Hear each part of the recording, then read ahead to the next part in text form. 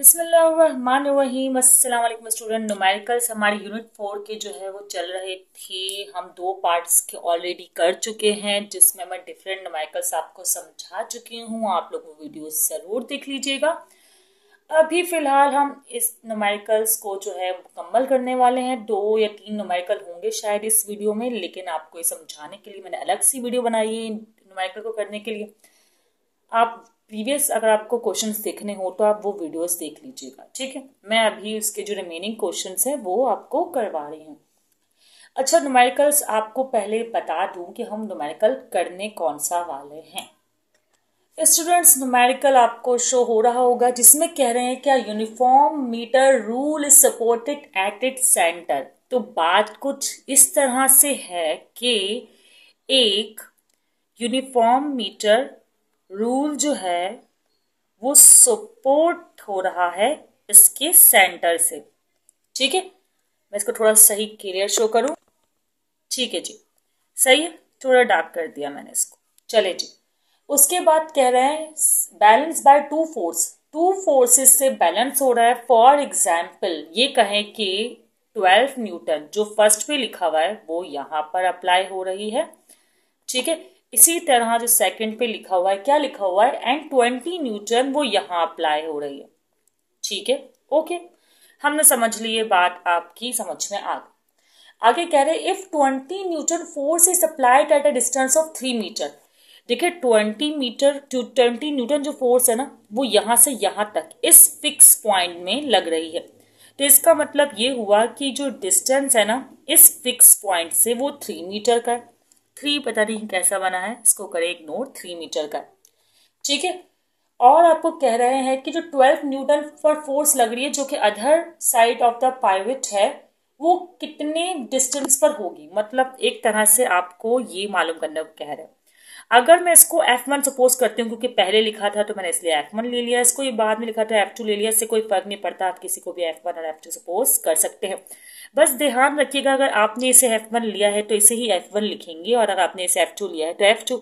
अभी फिलहाल मैंने F1 इसे लिखा है तो मुझे D1 जो है वो मालूम करना है, सही।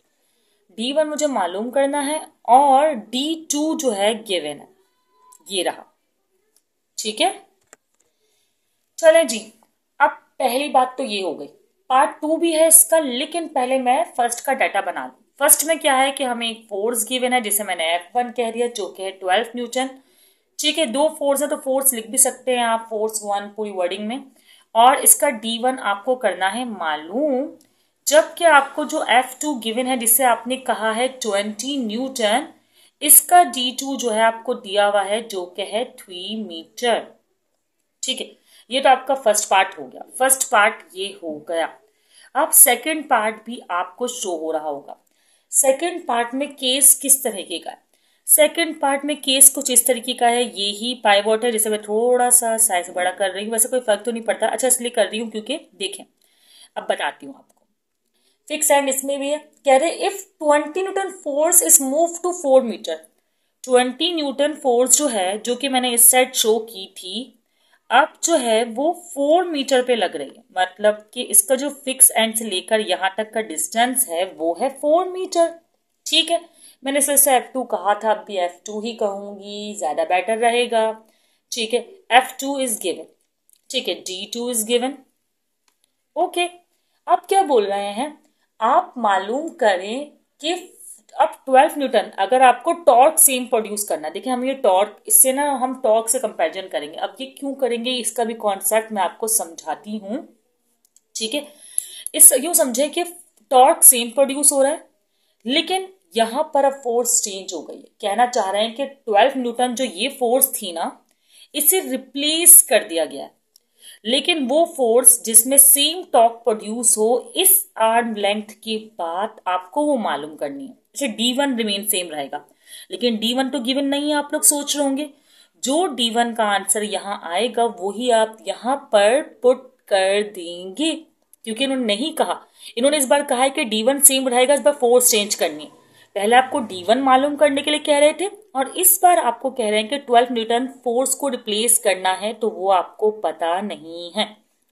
अच्छा, आपको पता है ये वाली बात, अगर कॉन्सेप्ट अपने थोड़े से किए हुए हैं वो तो मैंने अभी समझाए नहीं, मैं तो न्यूमेरिकल्स करवा रही हूँ। अगर आप लोग बोलेंगे तो मैं समझा दूंगी। अगर कोई फिक्स एंड हो और हम कोई फोर्स लगाएं तो फिक्स एंड से लेके उसका जो डिस्टेंस होता है वो कहलाता है मोमेंट आर्म। और जो फोर्स लगती है तो इस तरह का सर्कुलर मोशन मतलब टॉर्क प्रोड्यूस होती है। तो उससे मतलब जो सर्कुलर मोशन प्रोड्यूस होती है उसे कहते हैं टॉर्क। टॉर्क प्रोड्यूस हुआ तो यहाँ हमें टॉर्क को ही कंसिडर करते हुए सॉल्व करना है। अब कैसे करेंगे यही बात मुझे आपको समझानी है। पहले तो डाटा बना दें। अब आपको सेकंड पार्ट के लिए F1 गिवन नहीं है। D1 कौन सा होगा? D1 जो यहाँ आएगा वो मैं यहाँ प्लेस कर दूंगी, अभी मैं प्लेस नहीं कर रही और ना ही क्वेश्चन मार्क लगा रही हूँ। अब F2 क्या है आपके पास? 20 न्यूटन रिमेन सेम।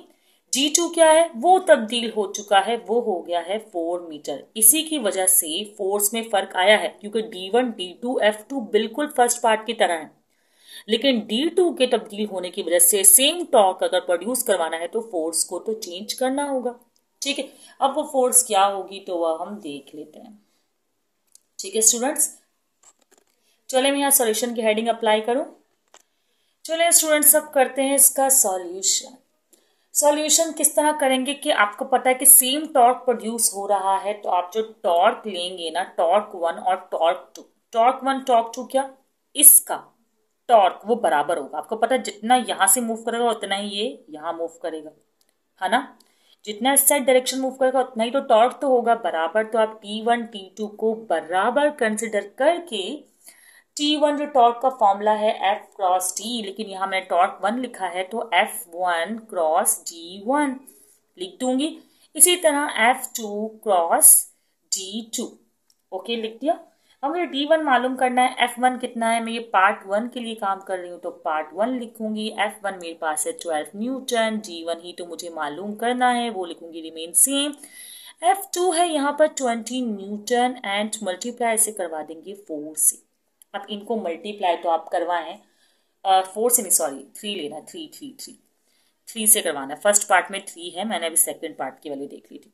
अब 20 को मल्टीप्लाई करवाएं अगर 3 से तो 60 आता है। अब ये मल्टीप्लाई में है तो सीधी सी बात है कि यहाँ पर आकर हो जाएगा डिवाइड। अब 60 को आप 12 से कर लें डिवाइड, तो D1 चुपचाप से 5 मीटर आ जाता है। तो ये बात तो हो गई यहाँ पे मुकम्मल। अब एक और बात की कि हमारे सेकंड पार्ट रह गया, जरा उसके लिए थोड़ा सा काम हो जाए। टॉर्क तो सेम ही प्रोड्यूस करवाना है, तो T1 is equal to T2। भाई टॉर्क के सिंबल पे मत जाइएगा, इतना अच्छा सिंबल मैं नहीं बनाती हूँ। ठीक है, अगर थोड़ा लाइट है तो मैं इसे डार्क कर देती हूँ। ओके, अच्छा T1 is equal to T2 तो मैंने लिख लिया। यहाँ पर भी सेम बात करूंगी भाई, F1 क्रॉस D1 फॉर्मूला है तो लिख दिया, और टॉर्क 2 में F2 क्रॉस T2। अब मुझे आपको पता है कि F1 मुझे 12 न्यूटन नहीं रखना क्योंकि नहीं गिवन है। F1 हमें मालूम करना है और D1 अब हमारे पास 5 मीटर आ गया है, तो अच्छे बच्चों की तरह यहाँ पर 5 मीटर लिख लेंगे। ठीक है, और 5 यहाँ पर भी लिखेंगे। F2 वही 20 है और D भी सेम 3 ही है। तो इसका मतलब ये है कि गलत लिख रहे हैं, D2 3 नहीं है, D2 4 है। सही है, वरना तो सेम आंसर नहीं आ जाएगा 12। ठीक है 4 अब सही है। ठीक है, 20 को जब 4 से करेंगे मल्टीप्लाई, मुझे भी करना होगा थोड़ा सा कॉन्शियस होकर काम, जल्दी में नहीं। 80 और F1 तो यही रहेगा, और 5 से अब करेंगे डिवाइड। आपको पता है कि जो चीज़ मल्टीप्लाई में होती है वो इजिकल टू के इस साइड आकर हो जाती है डिवाइड। तो इन शॉर्ट F1 आ जाएगा हमारे पास 16 न्यूटन। तो आप लोग चाहे तो इसको कैलकुलेट करके चेक कर लें। तो यहाँ पर हमारा जो न्यूमेरिकल है 6B वो हुआ मुकम्मल। स्क्रीनशॉट लेना चाहे तो ले सकते हैं, डायग्राम बनाकर शो करेंगे एग्जाम में तो अच्छा इम्पैक्ट क्रिएट होगा। खैर नहीं भी बनाएंगे तो आपको कॉन्सेप्ट पता होना चाहिए, डाटा आप सही से बनाएं और सॉल्व करें तो, और आंसर सही लाने की कोशिश करें। अब जल्दी से एक और पार्ट रह गया, वो भी हम जल्दी से मुकम्मल कर लेते हैं। स्टूडेंट्स न्यूमेरिकल नंबर 9B कर रहे हैं हम। न्यूमेरिकल नंबर 9 में कह रहे हैं क्या, यूनिफॉर्म मीटर रूल। पहले तो मैं आपको बता दूं कि रूल स्केल एक तरह से इसको कह रहे हैं यूनिफॉर्म मीटर। तो इसका मतलब आपको ये बताना है कि ये जो स्केल है ये हुआ 1 मीटर का यूनिफॉर्म मीटर रूल, 1 मीटर जिसको हम 100 सेंटीमीटर बोल सकते हैं। ठीक है, 100 सेंटीमीटर का रूल हो गया। सही है। अब आगे कह रहे हैं इस बैलेंस्ड एट 30 सेंटीमीटर मार्क। अगर यहां से लेके यहां तक 100 है तो 30 अगर आप खुद से अंदाजा लगा लें तो 30 समझो यहाँ है, फॉर एग्जाम्पल 30 यहाँ बैलेंस हो रहा है। ठीक है, यहां से ये बैलेंस्ड किया जा रहा है। सही। अच्छा, 30 centimetre mark when a load of 0.80 Newton hung at a 0.8 Newton wait यहां पर है। ठीक है, कोई बात नहीं, अच्छी बात है, आपने हमें बताया कि 0.8 न्यूटन वेट जो वो यहां पर है 0 पर। ये 30 सेंटीमीटर है, 30 सेंटीमीटर या 0.3 मीटर कह दें यहां तक। सही। अब आगे कह रहे हैं कि आप मालूम करें at what point on the rule is a centre of gravity. Centre of gravity scale के सेंटर में होगा। सही, मतलब कि 50 सेंटीमीटर पर होगा। यहां सेंटर ऑफ ग्रेविटी सिंपल, आपको पता है कि बॉडी के सेंटर में सेंटर ऑफ ग्रेविटी होता है, तो उसका सेंटर 50 सेंटीमीटर पर है। ठीक है, यहां कितने सेंटीमीटर होंगे? 50 सेंटीमीटर। क्लियर है आपको? अब क्या रहे हैं, कैलकुलेट द वेट। अच्छा, पहला पार्ट तो हमारा हो गया, वो मैं आपको बता दूंगी कैसे होगा। अब कह रहे हैं calculate the weight of rule. अच्छा, वेट ऑफ रूल आपको मालूम करना है, मतलब इस पूरे का वेट जो है वो आपको क्या करना है, मालूम करना है। वैसे एक बात बोलूं कि वेट जो है वो सेंटर में ही लाई कर रहा होगा। सेंटर यहाँ है तो आपको पता है क्या करना होगा, बताती हूँ। देखें, सबसे पहला काम तो आपने F1 जो फर्स्ट फोर्स लग रही है, इसे लोड 1 भी कह सकते हैं, खैर कोई बात नहीं, फोर्स ही एक तरह, तो 0.8 न्यूटन आपने लिख लिया। दूसरी बात, जिस फिक्स पॉइंट से लेकर यहाँ पे फोर्स लग रही है वो है D इजिकल टू, मतलब D1 इसे कहकर आपने 30 सेंटीमीटर लिख लिया। अब थर्ड बात जो आपको निकालनी है, वेट निकालना है, weight of the rule. Weight of the rule centre में होता है, खैर फिलहाल अभी आप W लिख दे कि आपको W मालूम करना है। आगे कह रहे हैं कि आगे क्या कह रहे हैं, आगे कुछ नहीं कह रहे।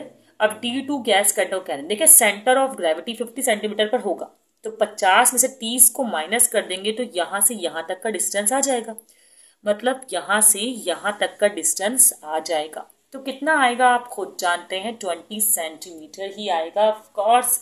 तो 20 सेंटीमीटर आ गया। बल्कि मैं तो कहती हूँ एक काम करें, इनको नेमिंग दें। नेमिंग क्या दें? देखिए, इस पॉइंट को आप कह दें A। सही है, जो ये पॉइंट है इसको कह दें आप, मैं ब्लैक से लिखती हूँ सब ज्यादा क्लियर है। इस पॉइंट को आपने कह दिया A, इस पॉइंट को आपने कह दिया O, ये जो सेंटर ऑफ ग्रेविटी वाला पॉइंट था इसको आपने कह दिया C, और जो ये पूरा रूलर है इसको B कह सकते हैं, कहना चाहे तो, वैसे जरूरत तो है नहीं, है ना। A से B लेकर सेंटर में O और जो ये पॉइंट है C। सही है भाई। इसका मतलब कि OA जो हुआ, मैं अगर इसको यहाँ दूसरे नामों में लिखना चाहूँ, जो कि मैंने बहुत छोटा लिख रही हूँ, तो वो D1 है और 30 सेंटीमीटर है, और जो OC हुआ वो D2 है और 20 सेंटीमीटर है। लग रहा है ना ये OC, वैसे अगर नहीं भी दिख रहा तो आप लोग सुनकर इसे याद रख लीजिएगा। ठीक है, क्या करें। अच्छा जी, अब क्या करना है, जल्दी से क्वेश्चन हो रहा है मुकम्मल, अब आपने परेशान नहीं होना है। पहले हम सॉल्यूशन की हेडिंग अप्लाई करूं। पहले तो फर्स्ट पार्ट बताना है आपको। फर्स्ट पार्ट है सेंटर ऑफ ग्रेविटी कहाँ होगी, तो आप बता देंगे कि सेंटर ऑफ ग्रेविटी जो है ना वो है एट 50 सेंटीमीटर।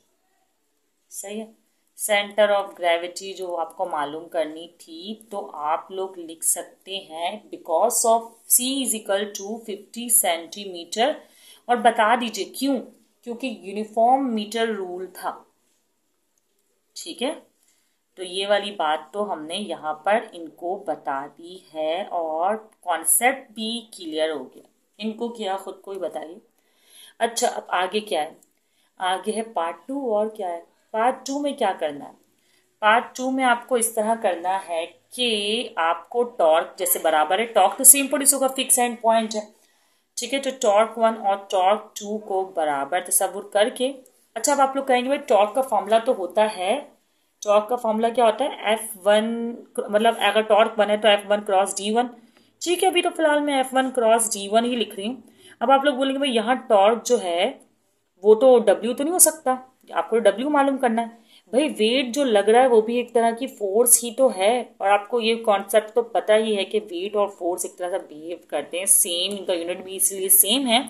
तो यहाँ आप F की जगह W लिख सकते हैं। अगर मैंने यहाँ कोई वेट लटकाया होता तो वो एक तरह से फोर्स ही तो लगा रहा था रूल पर, जैसे आप लोग जमीन को पुश कर रहे हैं या किसी भी चीज तरह से, तो एक फोर्स है।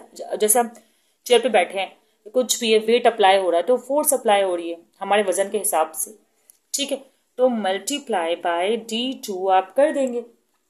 अब आपके पास डाटा कंप्लीट है, W अपनी जगह पर रहेगा और D2 आपके पास है 20 सेंटीमीटर एंड F1 कितना है 0.8 है और D1 कितना है आपके पास 30 है। आई थिंक क्लियर होगा आपको ये। अब मैं क्या करूं, मैं यहाँ पर कर लेती हूँ बाकी का क्वेश्चन। देखिए भाई 0.8 को 30 से मल्टीप्लाई करना है, 20 से डिवाइड करना है, मतलब आप W का फॉर्मूला कुछ इस तरह बन गया कि 0.8 और 30 तो अपनी जगह पर ही मौजूद हैं, इसको डिवाइड किससे करना है 20 से करना है। ठीक है, चलें करते हैं डिवाइड।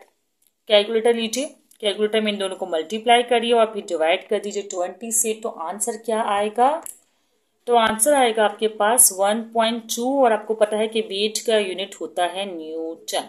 तो ये वाला 5 भी यहाँ हो गया मुकम्मल, चाहे तो स्क्रीनशॉट ले लीजिएगा।